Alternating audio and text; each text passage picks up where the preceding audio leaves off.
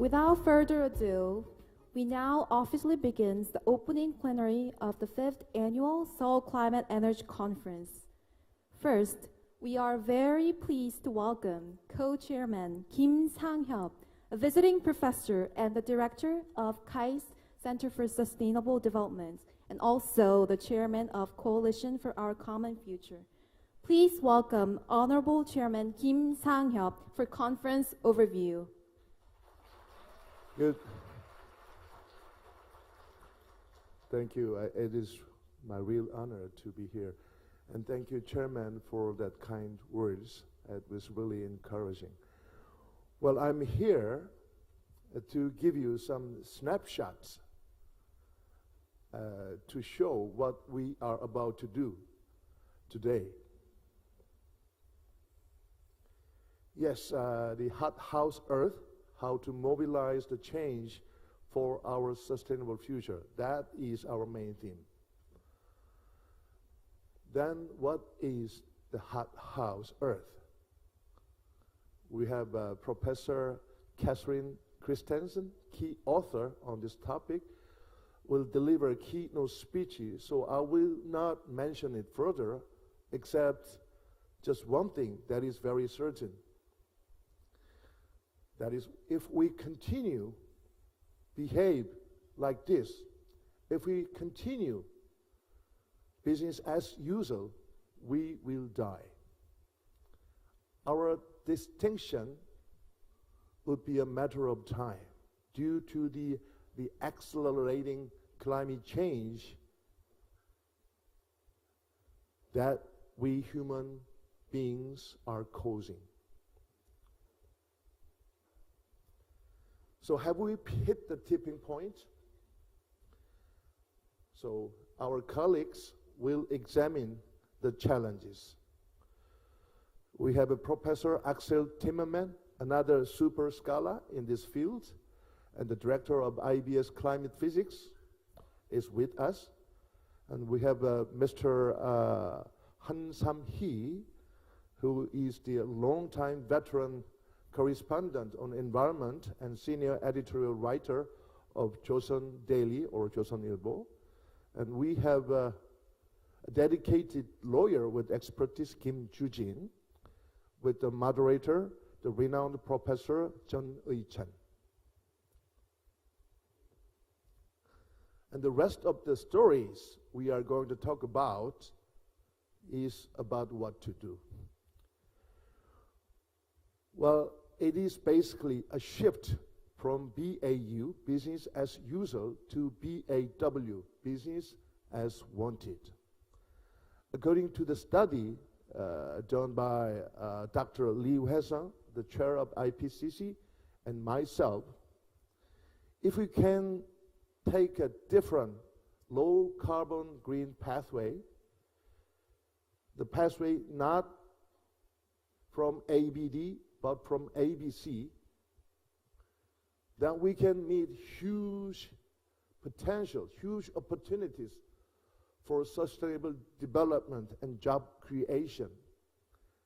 That is the green triangle you see in this slide, BCD. And that will be a double trillion digit dollar market opportunity by the year of 2050. And I call it, this is green big bang opportunity, green big bang chance. I know it's no easy task, but that's the way we should go. So to realize this goal, we need very good policies. So we are going to hear from the key policy makers. First, Vice Minister of Environment, Mr. Park Chun-kyu, and then Deputy Minister of Ministry of Trade, Industry and Energy, Mr. Ju Young-jun. And for the change we also need entrepreneur. I would put it green entrepreneur. We have Mr. Kim Jong-gap, who is the President and CEO of Korea Electric Power Corporation, and he will deliver a special speech on the transformation of KEPCO in the era of climate change and the so-called fourth industrial revolution.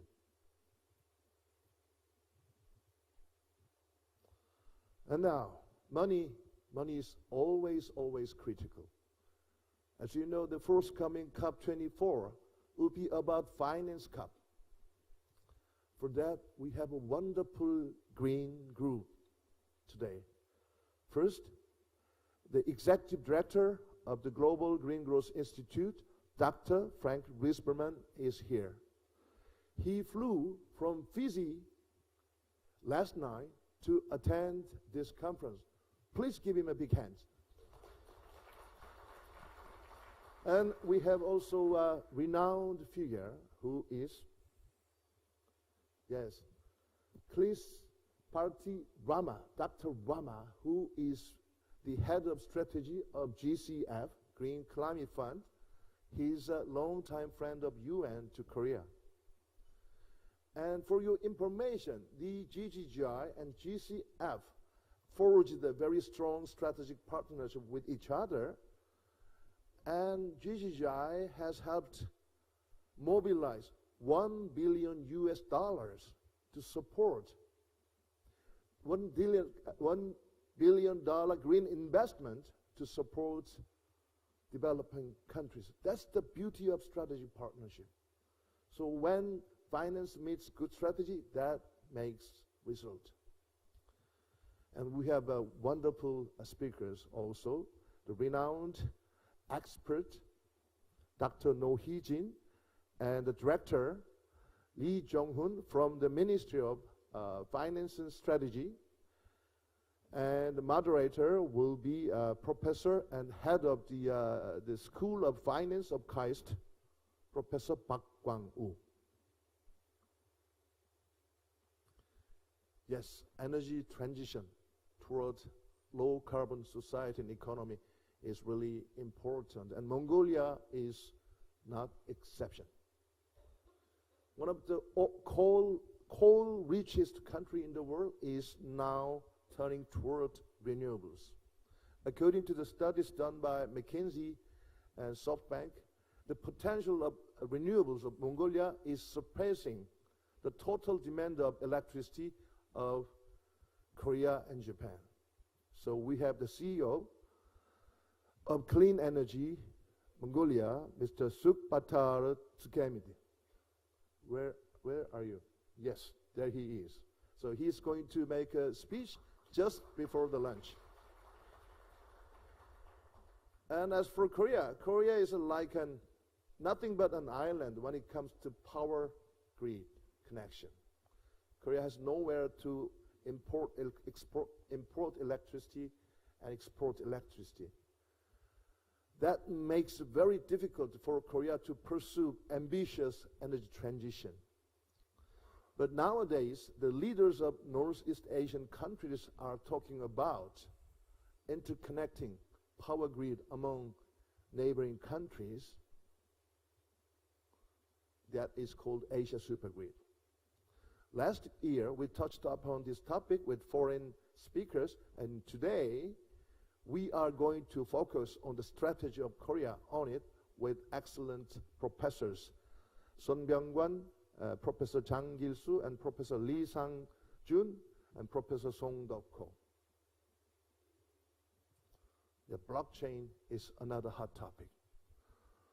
Blockchain is emerging as a new and transformative technology that can handle climate matters in a disruptive way. We have pioneers here. Professor Anton Galenovich from Russia, the founder of DAO, Decentralized Autonomy Organization for Climate Change. We have Mr. Tom Baumann, who is the founder of the co-chair and Climate Change Coalition. And we have Mr. Steve Chu, who was the CTO of Huawei, the Chinese company, and now running the blockchain company with Lija. With them, we will have Mr. Kwon Se-jung, the Director General, Ministry of Foreign Affairs, with the moderator, Dr. Kim Sung-woo. Voice from the young. This is really important one because this is about our future.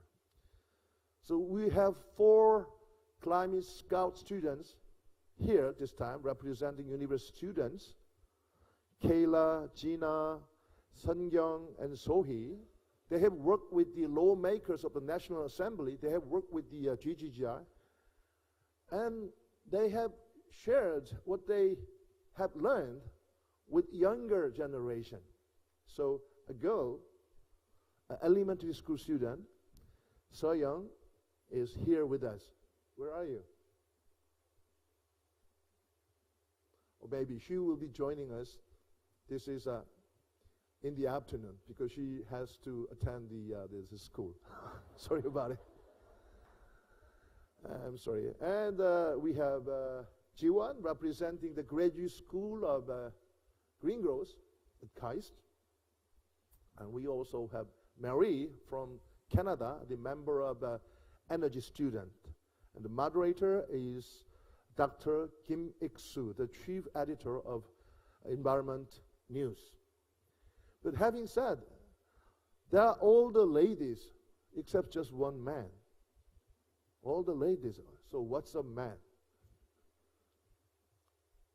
That we have new session. That is poster session by KAIST students. That is shown in the Dynast Hall 3. So you would see there are 65 research areas which the KAIST students explored so far, and during the coffee time and lunchtime, please meet them, and you would see some men, not just ladies.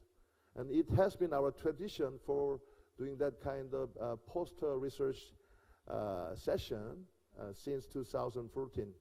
And Mr. Dean, Dr. In Young-wan, introduced this kind of concept that is attached to this conference this year.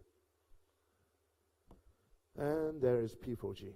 Yeah, as well said, President Moon Jae-in of Korea attended the P4G, known as Green Growth Summit, that was held in Copenhagen last October. And President Moon said, iterated the importance of green growth in pursuing sustainable development, and he declared that this administration will develop the green growth even further. And I'm really glad to see that the climate change and green growth could be beyond politics, because perseverance, continuity, and bipartisan support is the key word for climate actions. So for that, we have a closing session under the title Future Tasks of Green Growth Summit.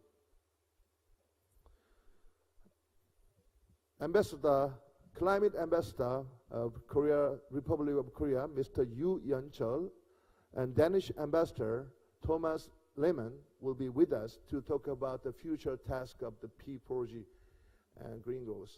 And the CEO of Kolong Eco One, Ms. Lee Soo-young, and the Executive Director of State of Green, Mr. Finn Mortensen, will be talking about the core keyword of Copenhagen commitment, that is private-public partnership. And we have Dr. Lau Blackskat, who is the leading researcher of Nordic Institute of Asian Studies and professor of the Shanghai Ocean University, will talk about the co-interconnection between SDG, or social development goals, sustainable development goals, and green growth today. And I will be the ending moderator. And I hope we have a happy ending, right? Okay. Ernest Hemingway, the writer, once said, the only value we have as human beings is the risks we are willing to take. And Arnold Toynbee, the historian, illuminated that challenge and response is the human history itself. Yes. So let us face the risk of climate change, and let us translate those challenges into new opportunities for our sustainable future. And as President Shin Seung-chul of KAIST said in his welcoming speech, we have 3 C's: collaboration, convergence, and caring spirit. With that, we can make it. Contraria sunt complementa. Well, I don't speak Latin, but that's what Niels Bohr, Nobel Prize winner in physics, said, which means opposites are complementary. So is the spirit of green growth. Green and growth can go together, and they must. Green and growth are not opposite or contrary to each other. So, ladies and gentlemen, let's take the green Big Bang chance together. Thank you and enjoy the conference. Thank you very much.